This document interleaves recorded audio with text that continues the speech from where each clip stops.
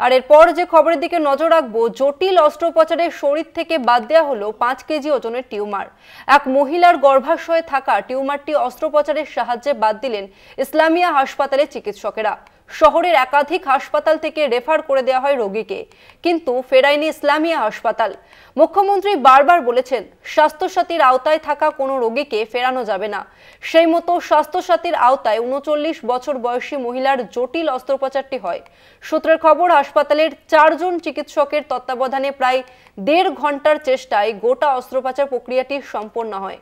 রক্তাল্পতার মতো সমস্যাও ছিল রোগীর শরীরে। গত 17 ফেব্রুয়ারির সাফল্যের সঙ্গে জটিল অস্ত্রোপচারটি সম্পন্ন হয় বলে জানা গিয়েছে হাসপাতাল সূত্রে।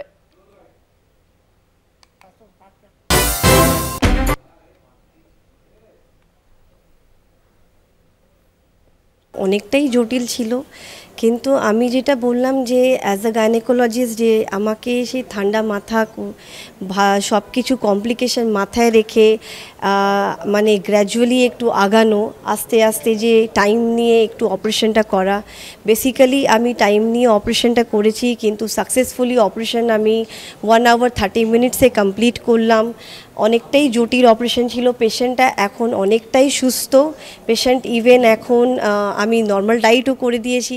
হসপিটাল যেদিন থেকে পথ চলা শুরু করেছেন, আমাদের মাননীয় সভাপতি জনাব ফিরহাদ হাকিম সাহেব, ওয়ার্কিং প্রেসিডেন্ট হায়দার সাহেব ছিলেন এবং আমাদের সেক্রেটারি জনাব আমিরুদ্দিন ববি। আমাদের প্রথম দিন থেকে উদ্দেশ্যটাই ছিল স্বাস্থ্যসাথী, কারণ আমাদের মাননীয় মুখ্যমন্ত্রী এই হসপিটালের জন্য অনেক আর্থিক সহায়তা করেছেন এবং তিনি প্রথমেই বলেছিলেন, তোমরা যে হসপিটাল চ্যারিটি চালাচ্ছ, আমার স্বাস্থ্যসাথী পেশেন্ট এখানে কোনোদিন ঘুরে না যায়।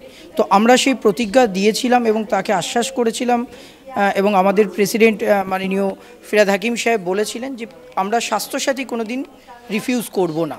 তো আমরা গভর্নমেন্টের অ্যাজ পার পলিসি গাইডলাইনে যেরকমভাবে ট্রিটমেন্ট দেওয়া দরকার স্বাস্থ্যসাথীতে, আমরা সেভাবে দিয়ে যাচ্ছি এবং